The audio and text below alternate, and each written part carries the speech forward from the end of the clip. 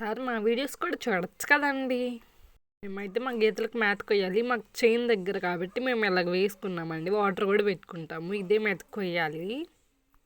రెడ్డి జొన్న ఇంతకుముందు వీడియోస్లో పెట్టాను కదా, మా వీడియోస్ కూడా చూసి సబ్స్క్రైబ్ చేయండి. ఇదేంటి అండి, నేను కోసిన మేత కొంచెమే కోసాము, ఎందుకంటే మేము గిడ్డి జొన్న కొంచెమే పెట్టాము కాబట్టి.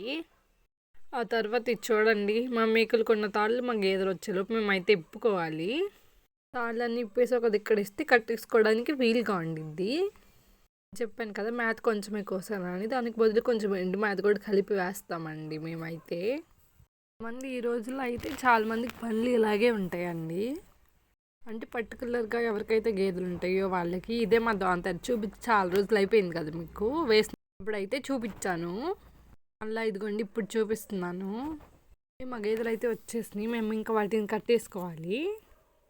ఇదిగోండి ఒక్కొక్కటి వరుసగా కట్టేసుకున్నాము.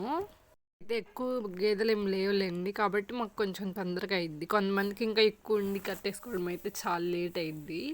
ఇలాగా దాంతేరికి వాళ్ళు అయితే పెట్టుకోవాలి. ఇంతకుముందు చాలా వీడియోస్ ముందు షార్ట్ వీడియోలో పెట్టాం కదా, గాలి వచ్చినప్పుడు ఎగిరిపోకుండా ఉంటాయి, దోమలు ఎక్కువగా దూరకుండా ఉంటాయి. పెట్టేప్పుడైతే దోమలు కొడతాయండి, కొన్ని కొన్నిసార్లు లేట్ అయితే అసలు చతక బాస్తాయి. ఇన్ మై లైఫ్ ఇది ఒక చిన్న వీడియో.